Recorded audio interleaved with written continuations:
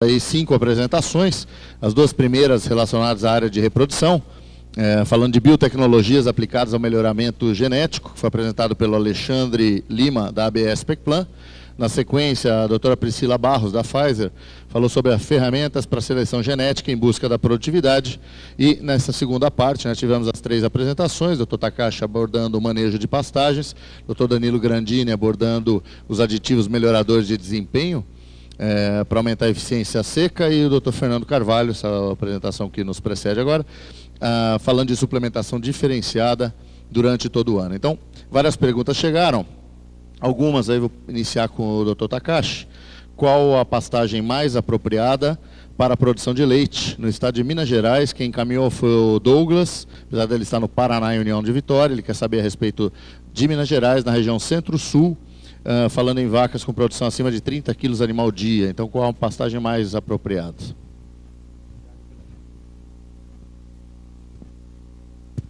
Bom, vamos lá. Obrigado pela pergunta. É realmente uma resposta que a gente teria que ampliar bastante, tá? Porque realmente é praticamente uma outra palestra em relação à escolha de espécie forrageira. Mas o que tem que falar aí é procurar trabalhar com pastos mais produtivos, trabalhar com pânico máximo, Tanzânia e Mombasa, são duas pastagens bastante utilizadas para a produção de leite. Não se esquecendo, pessoal, que na produção leiteira, devido às exigências dos animais, a qualidade forrageira é bastante importante. Só que as forragens que apresentam melhor qualidade nutricional são aquelas também mais exigentes, tanto em manejo como em fertilidade do solo. Então, eu ficaria com esses pânico máximo, e sem esquecer também para trabalhar com capineira, tá? Capineira de capim-elefante, eu acho que é uma alternativa bastante importante, e não se esquecendo também de ter um pouco de cana-de-açúcar. Acho que dessa maneira nós fecharíamos, assim, atendendo todas as exigências, pelo menos em termos de forragem para essas vacas leiteiras. Emendando, uma outra pergunta sobre adubação de manutenção. Qual a fórmula adequada de braquiária? Qual a quantidade a ser manejada? Quem pergunta foi o Rubens Gorini, de Sertanópolis, Paraná. É importante a adubação de manutenção, mas eu acho que para responder essa pergunta, acho a melhor maneira é a análise de solo. Não adianta, não tem como a gente falar sobre adubação de manutenção, adubação de base de uma forrageira sem ter análise de solo. Então, basicamente, nós corrigirmos com calagem a acidez do solo, mas quando nós falamos acidez do solo, não estamos falando de acidez de pH, que de uma maneira geral, principalmente as braquiárias, toleram bastante a acidez em termos de pH, o que afeta bastante a produção da forragem, seja braquiária ou qualquer outro pânico máximo, é o que a gente chama de acidez potencial, que é justamente aquela saturação de alumínio. Porque alumínio é um nutriente tóxico e ela atua principalmente no desenvolvimento do sistema radicular. Então, o calcário seria mais para eliminar o alumínio, também como fonte de cálcio e magnésio. E, de modo geral, utilizar fósforo, tá, como adubação de base, principalmente na época de estabelecimento, fósforo atua no sistema produção. O mais importante é nitrogênio e potássio em alguns solos, alguma região de cerrado, nós temos uma deficiência muito grande de potássio, teria que ser corrigido. E o mais importante realmente é nitrogênio. Nitrogênio não tem como faltar numa pastagem. O combustível da pastagem, a gasolina da pastagem é o nitrogênio, e vocês levam cálcio, fósforo, é como fosse uma bateria que você vai trocar quando arriar. Então, isso, a gente verifica se arriou através da análise de solo, mas nitrogênio seria o mais importante. Se tiver dúvida, nós mantemos o nosso departamento técnico, pode mandar as análises de solo que a gente faz as recomendações para vocês. Obrigado. Doutor Fernando, são 2 perguntas, vou juntar as 2, uma de José de Moura, de Goiânia. Ele pergunta a respeito de imunização de bezerros, o que fazer para impedir diarreia ou rachadeira? E a Amanda, de 3 Ranchos, Goiás, pergunta o que fazer para evitar diarreia de animais já velhos, pois os medicamentos não estão tendo resultados esperados. Obrigado pelas perguntas. A diarreia é sempre um sinal. A diarreia é uma defesa do organismo. Então, quando você vê a diarreia, não é a doença, é efeito. Você vê qual é a causa. Pode ser viral, pode ser questão de bactéria, pode ser imunossupressão, pode ser um monte de coisa. Animal novo, qual a principal causa? Coronavírus, quando é novo, coli e salmonela. Está ligado principalmente a 2 coisas. Não mamocolostro direito. No colostro tem imunoglobulinas, são células de defesa que vão protegê-los e vão colonizar o intestino. Se a mãe é pobre Se a dieta da mãe é pobre em cobre, se a mãe recebe pouco zinco, selênio e assim por diante, o colostro dela também será. Tá? Então, se você cuidar da mãe, você está cuidando do colostro, principalmente 30 dias antes. A suplementação mineral tem que ser muito bem cuidada das vacas que vão parir. Se for um animal mais velho, pode ser questão de manejo. Tem que ver se a tua água, da água do seu gado, está bem limpa, porque pode ser coccidiose, pode ser algumas coisas assim diferentes. A água é um grande indutor de diarreia, e pode ser verminose também. Seria melhor procurar um médico veterinário para te orientar. Mas pense em duas coisas: higiene, se for gado de corte é menos provável que seja higiene, gado de leite é mais higiene, mas principalmente suplementação mineral. Agora, gado velho, gado de idade, se for gado de leite, pense em leucose. Tá? Leucose é como se fosse uma, entre aspas, uma AIDS de bovino, ela diminui a resistência. Se for todo o rebanho, se for de gado de leite, procura um bom veterinário e faça um exame para leucose. Se for uma vaca ou outra, você tem que ver como está a colonização dela. Procura também um bom veterinário, tira ela da ração que você está dando, deixa no pasto um mês. Aumenta o teor de zinco, aumenta o teor de cobre e usa a levedura. Se isso não resolver, aí você tem meu e-mail, você tira a fezes do teu gado e manda para mim que pela foto eu posso te orientar. Ok, vou passar mais uma pergunta que a gente recebeu através do canal do Boi. Essa aqui é para o Danilo, fala de aditivo melhorador de desempenho. A pergunta de João Carlos de Araguaína, Tocantins: se posso usar a virginiamicina na fazenda por cima do sal mineral? Olha, a FAB não recomenda essa prática porque a mistura não vai ser bem feita, né? Esse é um primeiro ponto. E o segundo, a gente entende que quando você adquire via uma indústria de suplementação animal, exemplo, a Matsuda aqui presente, você compra junto um pacote nutricional e uma estratégia de suplementação. Então, o acompanhamento técnico é muito importante para quem quer intensificar. Então, nós gostaríamos muito de ver a nossa molécula dentro de um pacote na indústria, para que o produtor tenha acesso não só à molécula, mas ao atendimento técnico necessário. Essa aqui eu vou encaminhar ao Takashi, né?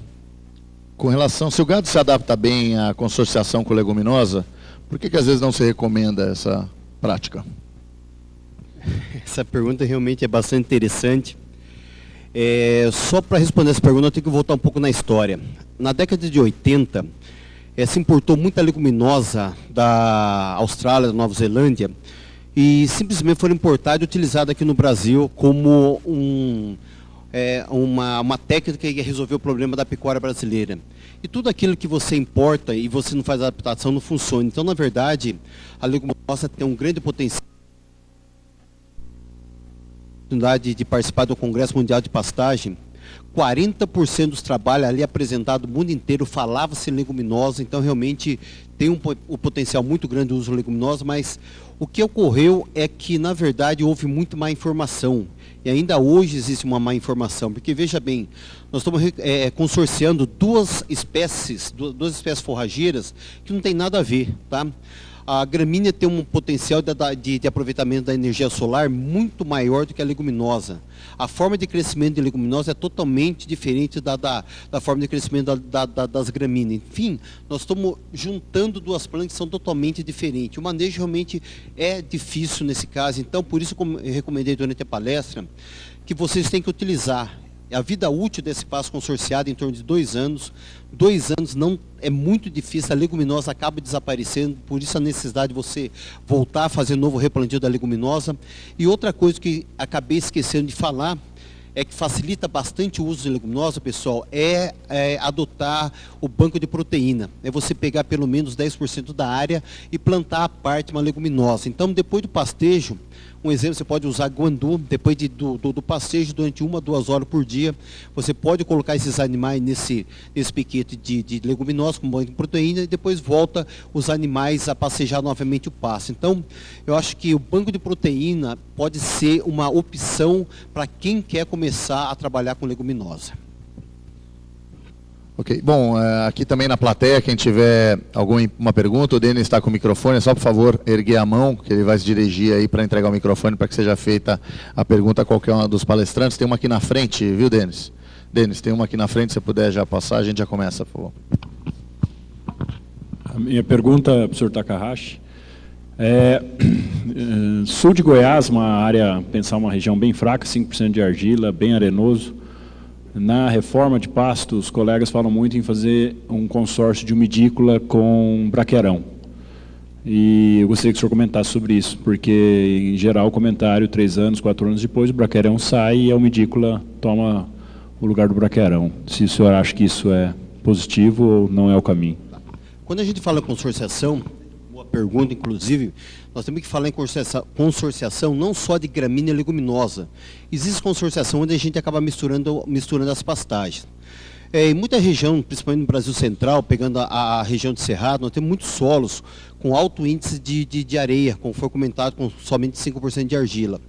E uma das maneiras da gente tentar melhorar a eficiência, não só da passagem, mas a eficiência do solo, é implementando matéria orgânica. Tá? Então, por isso que muitas vezes nós costumamos misturar a pastagem, tendo o objetivo você melhorar o incremento de matéria orgânica. Quando nós falamos em braquear em áreas agrícolas, na verdade, o principal objetivo, além de cobertura de solo, manutenção de umidade, é aumentar o índice de matéria orgânica do solo, porque, na verdade, quem pega os nutrientes do solo que a gente aduba, prepara o que a gente chama de solução do solo, que faz com que as plantas conseguem absorver, ou é argila ou é matéria orgânica. Como nós não conseguimos colocar argila no solo, nós vamos ter que colocar matéria orgânica. Então, imagine que a matéria orgânica é um cozinheiro que vai preparar esses nutrientes que foram adubados, que foram feitas a fertilização, preparar essa sopa, que a gente chama tecnicamente de solução do solo, para que a planta possa absorver. É desse jeito que funciona a absorção de nutrientes. Então, por que se utiliza a mescla de umidícola e brisanta?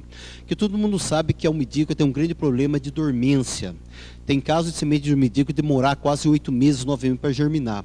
Se a semente de umidícola não germina, a erva daninha acaba germinando primeiro. Então, o objetivo de você misturar os dois pastos é fazer com que o brisantão germine primeiro, faça esse mato competição, garanta o estabelecimento da pastagem e aí lentamente a umidícola vai dominando. E claro, por uma questão de fertilidade do solo, uma questão de manejo, no final de 4, 5 anos acaba ficando aquela cultivar que é menos exigente, que é no caso da umidícola.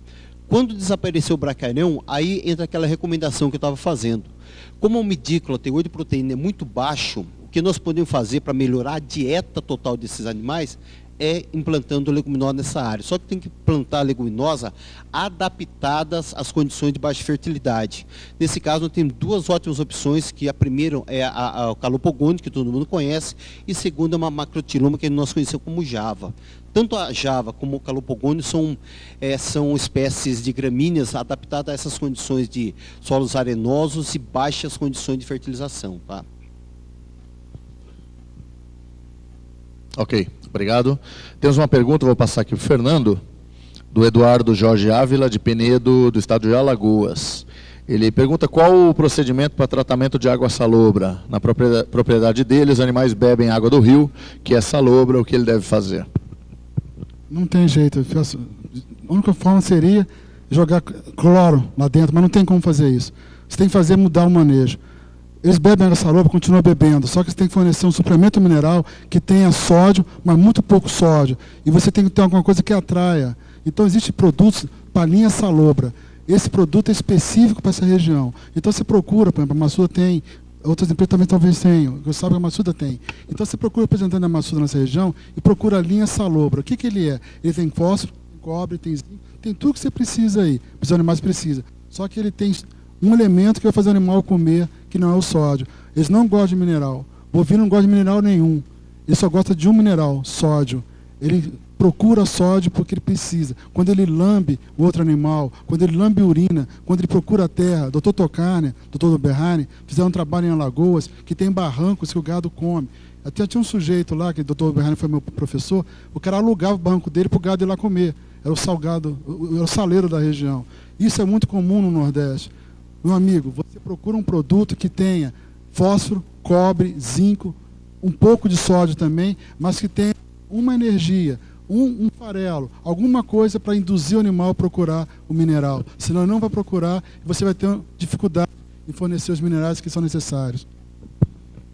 Ok, nós temos aqui mais duas perguntas que vieram pelo canal, a gente vai respondê-las antes, porque nós temos que logo encerrar o sinal pelo canal do Boi, mas quem está aqui presente, nós vamos continuar respondendo todas as perguntas, né? Simplesmente para que o pessoal do canal possa se organizar e preparar toda a estrutura para a transmissão do leilão da Fazenda Paredão, que começa logo mais às 13h30. Né? Vou passar aqui para o Takashi duas perguntas, você verifica se consegue resumi-las. Além do calcário, se ele indicaria o gesso para correção de pastagem.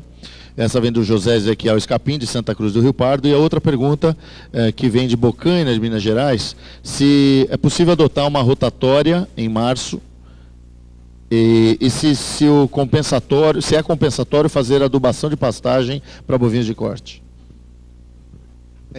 As duas perguntas relacionadas realmente à fertilização. Isso é um bom sinal, porque, na verdade, é o primeiro indício que nós estamos preocupados com pastagem, estamos tratando a pastagem como cultivo, tá? O uso do gesso, pessoal, em uma época foi comentado até se utilizar o gesso como substituto do calcário. Pessoal, não faça isso, tá? O gesso tem sulfato, e sulfato é um elemento que carrega vários nutrientes para camadas mais profundas. E o que você pode fazer com gesso é substituir até 25% do calcário com gesso.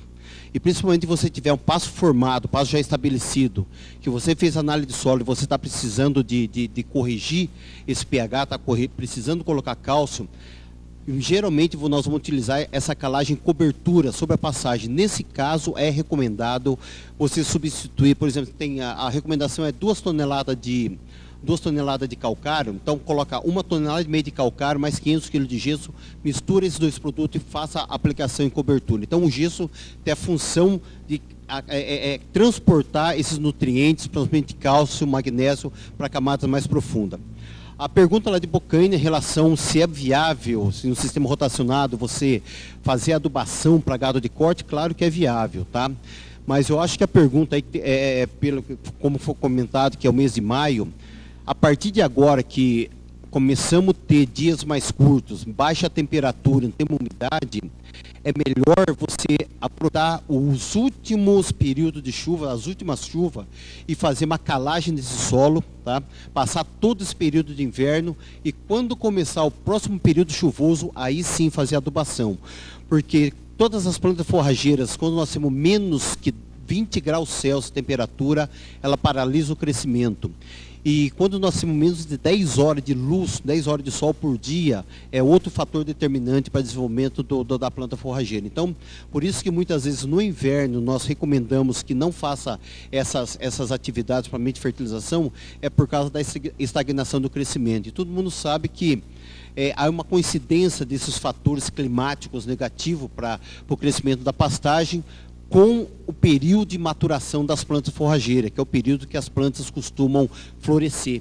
Então elas saem do ciclo vegetativo e entram no ciclo reprodutivo. Só por esse fator, ele já paralisa o crescimento. E para agravar essa característica, nós temos o problema do fator climático. Então, quando eu comentei daquela curva de crescimento, existe uma inversão na curva de produção de forragem por causa dessas características, tanto pela característica da planta, como a característica climática. Obrigado, Takashi. Doutor Fernando, a pergunta vem do Jacir Dias Brito, da Fazenda Bom Jardim, Gurupi, Tocantins. Ele diz o seguinte: acho o consumo alto de sal mineral com 15% ureia ou 30% de ureia no período da seca, que chega a 200 gramas ou mais por dia. O que fazer para reduzir o consumo de sal, ou se isso está normal? Eu estou achando pouco, né? Que na verdade você tem que ver quanto ele está comendo. O suplemento mineral, você está alimentando. O pessoal pensa que a gente está dando suplemento para o boi, não é. É para a microbiota do rumen. Se ele está comendo, eu não sei de quem te forneceu a formulação, eu acredito que seja uma firma idônea. Ele deve estar bem balanceado. Na seca, o Tocantins, a proteína é muito baixa. Chega a 3, 3,5. Você tem uma coisa chamada lignina, que é uma coisa que inviabiliza a digestão do pasto. É muito ruim. Você tem que crescer fungo. Sem fungo não tem rumen. Todo investimento que você fizer em suplemento mineral, essas 200, 250 gramas que o animal está consumindo, ele vai te retornar em ganho de peso. Você faz duas coisas para mim. Você vai olhar as fezes do teu gado todo dia. Todo dia. Você vai ver se está formando aquele bolo que eu te mostrei, se o animal está com pelo bonito, se a urina dele está clara, não tem espuma, está bem bonitinho. Se ele está ganhando peso ou está mantendo o peso. Se você está cuidando do teu gado, esses 100, 200, 300, 400 gramas não é o que está te dando prejuízo ou te dando lucro. Você está cuidando do teu gado. Eu acho até pouco 250 gramas. Se você consumir menos, é sinal que teu gado vai perder peso. Suplemento mineral é investimento. Um carro não consegue andar se não encher o tanque. E para encher o tanque tem que ter microbiota. Para ter microbiota tem que ter sódio, fósforo, nitrogênio, energia, cobre, cobalto, assim por diante. Só de vento o gado não vive, meu amigo. Faz parte do negócio. Suplemento mineral, pasto e vacina. Obrigado, Fernando. Bom, eu queria primeiro agradecer à família Pineda pela oportunidade